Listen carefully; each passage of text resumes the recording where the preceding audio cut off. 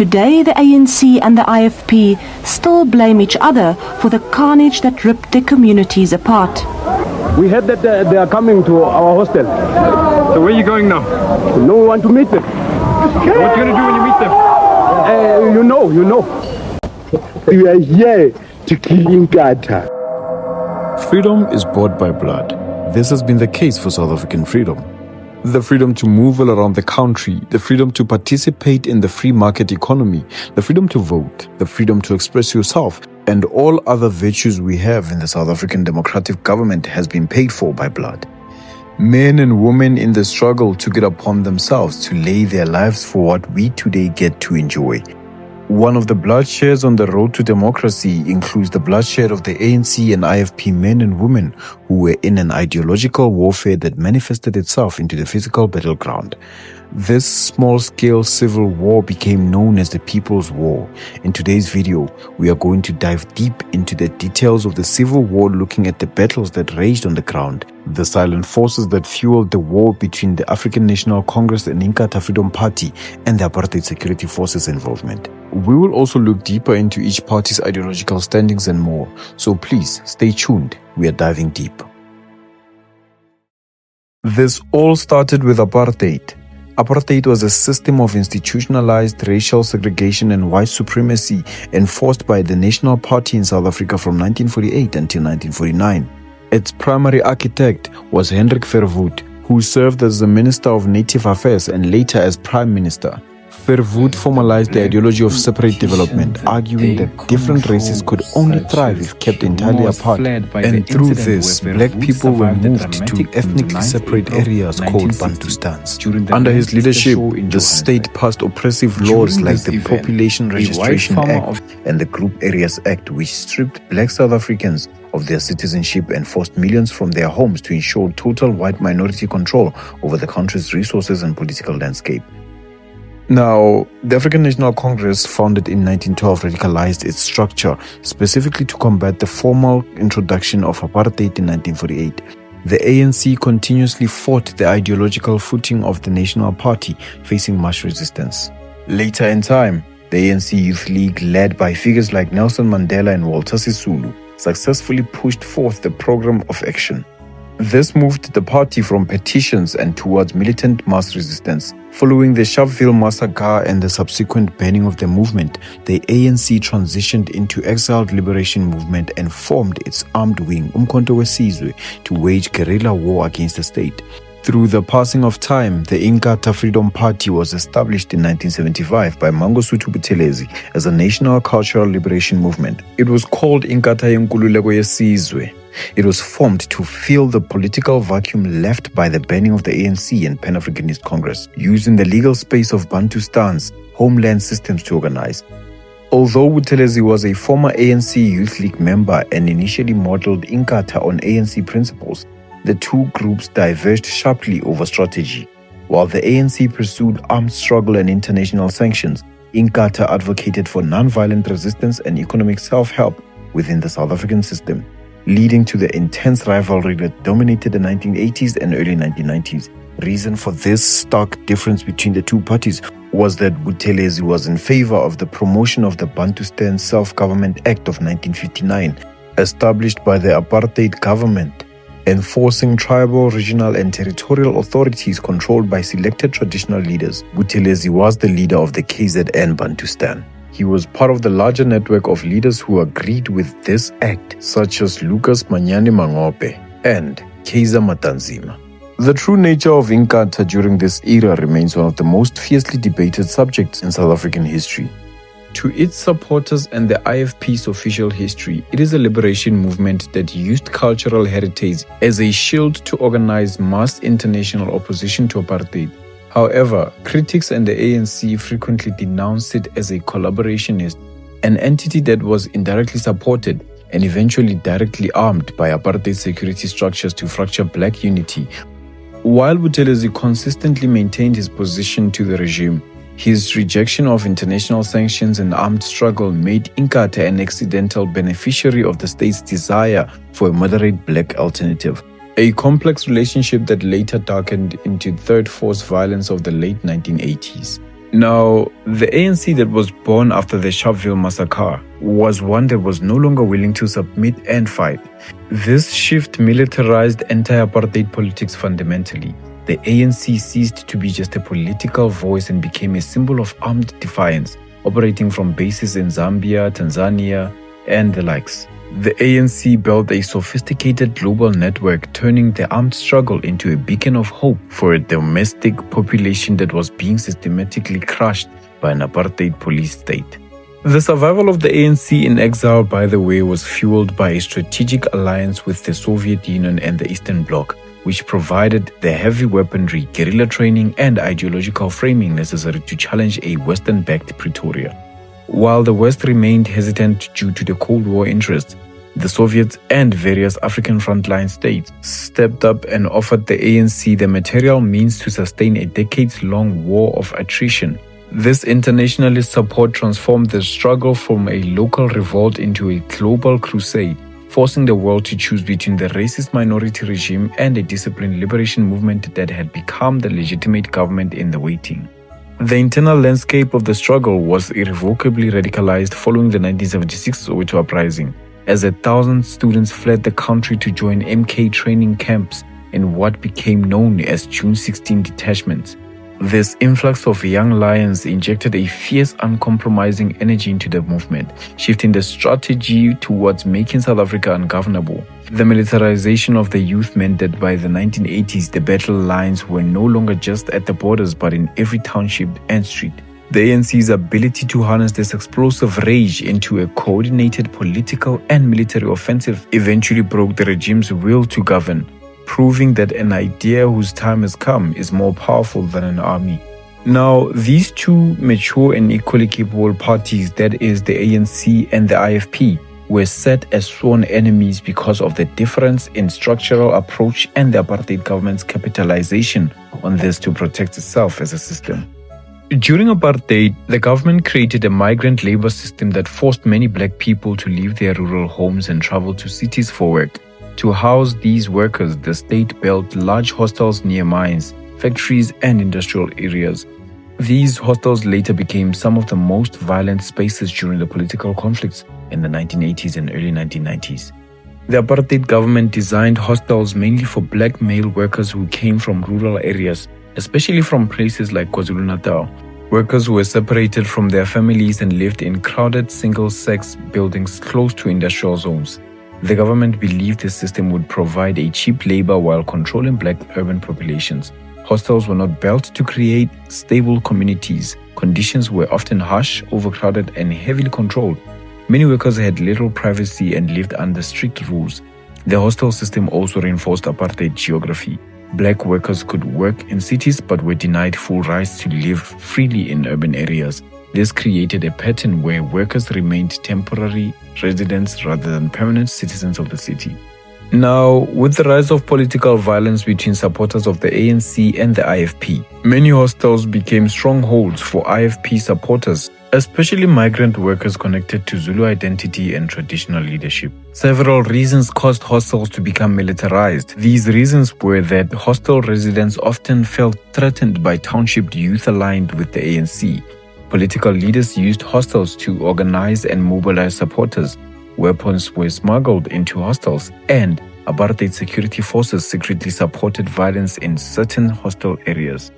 Hostels became heavily defended spaces where residents organized patrols and armed groups. Violence frequently broke out between hostel dwellers and nearby township communities. Political attacks, revenge killings, and intimidation became common. The physical structure of hostels also made conflict easier. Long corridors, fenced compounds, and controlled entrances allowed residents to defend the building like military camps. Ethnic tensions played a major role in the violence. Since many hostel residents were Zulu-speaking migrant workers linked to the IFP, it was easy to manipulate them to go against the younger township residents supporting the ANC and broader anti-apartheid movements. Urban township youth sometimes viewed migrant workers as outsiders or as people connected to the apartheid system. At the same time, hostel residents often believed that the ANC's activists threatened their culture, political beliefs, and safety. These tensions were made worse by competition for jobs and housing, political propaganda, fear and rumors, as well as historical ethnic divisions encouraged by apartheid policies. The apartheid government often used the divide and rule tactic, encouraging division between black communities instead of unity against apartheid. Some of the worst violences happened in the East Rand and Reef townships around Johannesburg. Areas such as Thokoza, Katlehong, Vosloorus, Alexandra experienced intense fighting between hostel residents and township communities. The East Rand became known for massacres, political assassinations, street battles. Entire neighborhoods sometimes became divided according to political loyalties. People feared crossing certain streets or entering rival areas. Reef townships were densely populated and located close to industrial zones and hostels. This geography increased tensions because political rivals lived near one another in overcrowded environments with limited policing and poor infrastructure. One of the most terrifying forms of violence during this period was the train massacres. Commuter trains traveling between townships and city centers became site of brutal attacks. Armed groups targeted passengers based on political identity, ethnicity, or suspicion of support for rival organizations. Passengers were stabbed, beaten, or thrown from moving trains.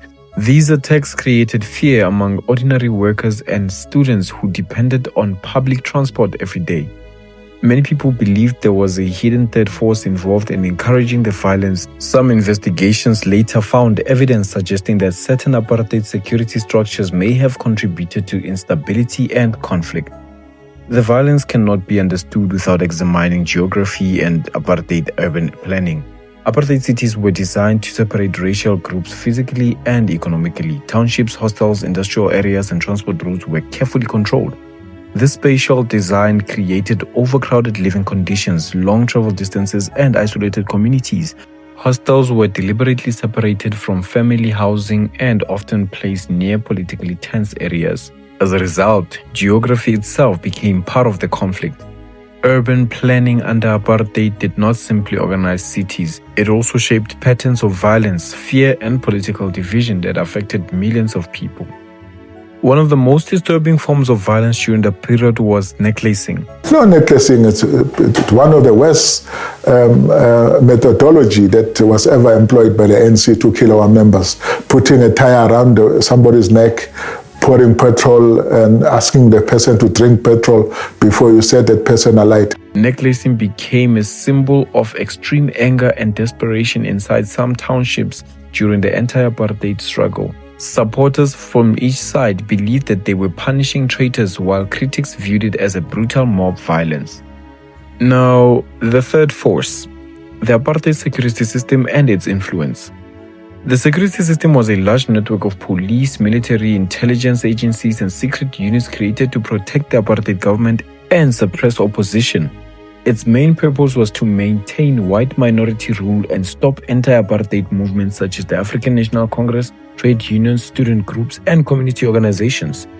The security system included the South African Police, the South African Defence Force, military intelligence, and covert counterinsurgency units. Special branches within the police focused on spying, arrests, interrogations, and political surveillance. These groups monitored activists, infiltrated organizations, and often used violence to silence resistance. One of the most feared parts of the system was the security branch of the police. This division investigated political opponents and was linked to detention without trial, torture, forced disappearance, and assassination of activists. Anti-apartheid leaders were constantly watched, arrested, and banned from political activity. By the 1980s, resistance to apartheid had grown stronger in South townships and across the country.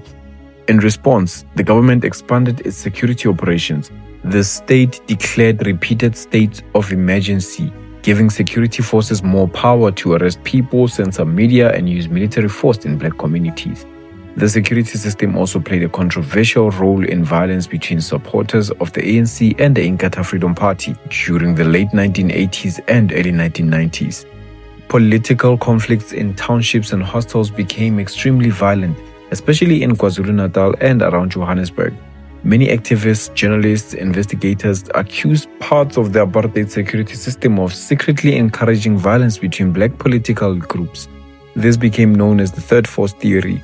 Investigations such as the Truth and Reconciliation Commission later found evidence that some security officials had indeed supported covert operations and political violence. Former officers admitted to running hit squads and secret operations against activists. During these times, media played a very powerful role in shaping how people understood political violence. Newspapers, radios, and televisions were major sources of information. They often reflected the political tensions of the time. Newspapers reported daily on clashes between supporters of the African National Congress and the Inkatha Freedom Party. However, coverage was often biased and depending on ownership and political pressure. Some newspapers focused heavily on the ANC-linked protests, while others highlighted violence in the IFP-dominated areas.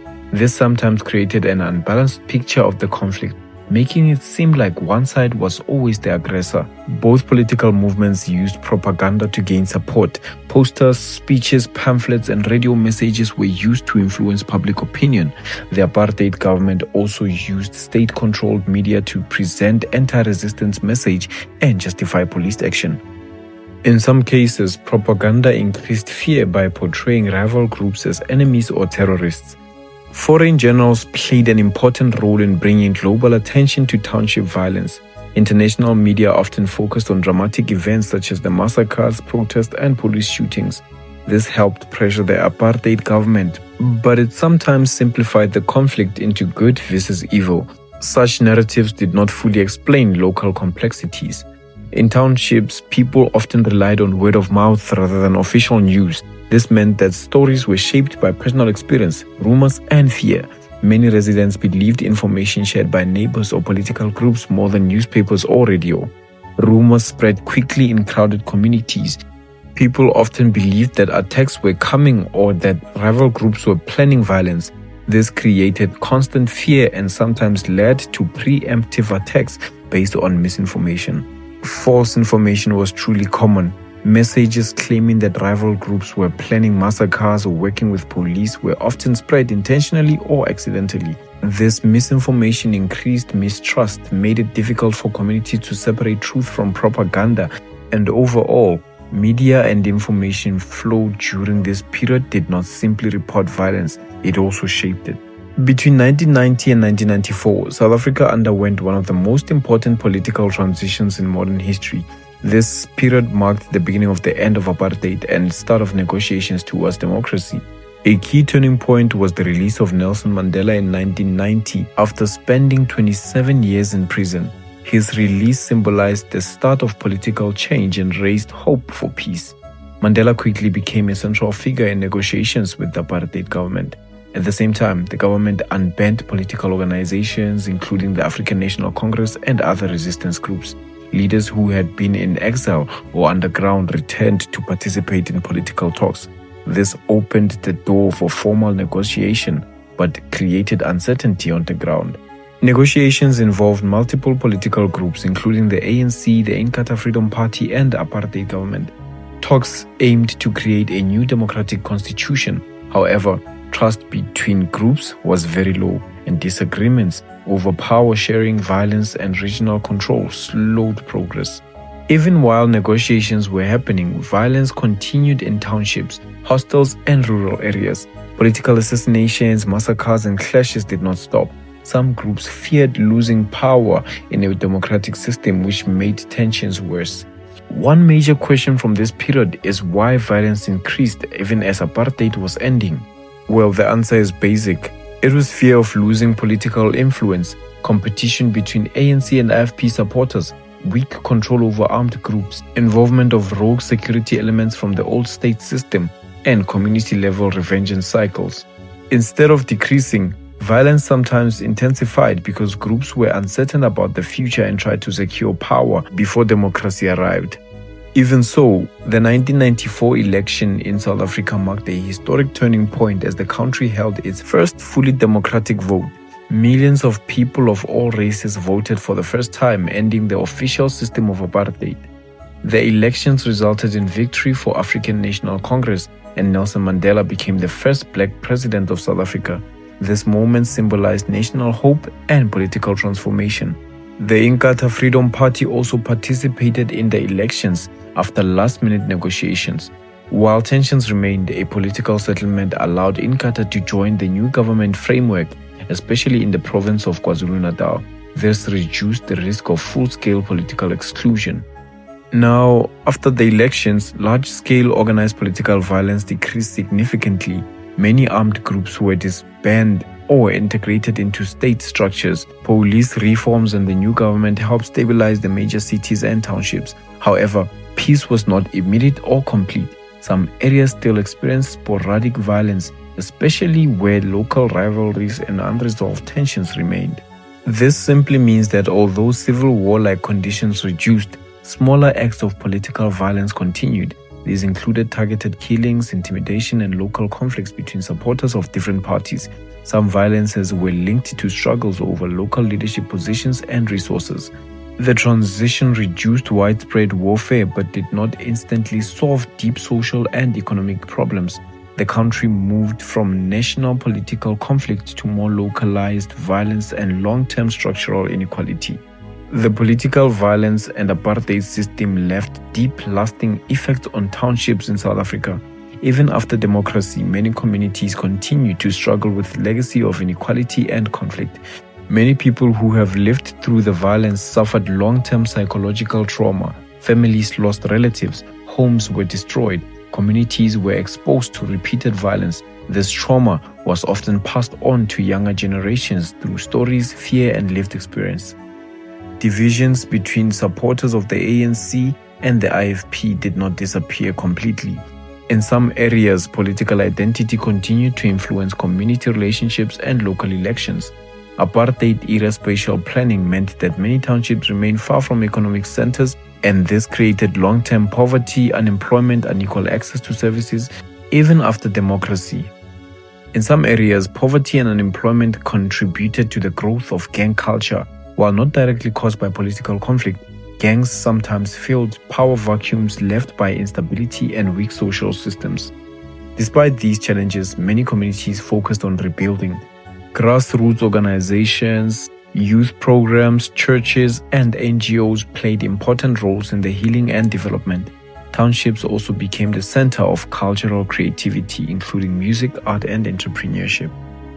People who lived through the violence have more personal interpretations of the historical unfoldings featuring the civil war between ANC and IFP. Their accounts focus on lived experience, loss, fear, survival, and memory. These narratives may differ from academic explanations.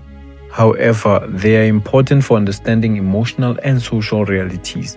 The history remains complex and contested, and understanding it requires combining academic research with lived community experience. It's not a question of basic good or evil. It was a multifaceted war that shaped and continues to shape the political landscapes in South Africa.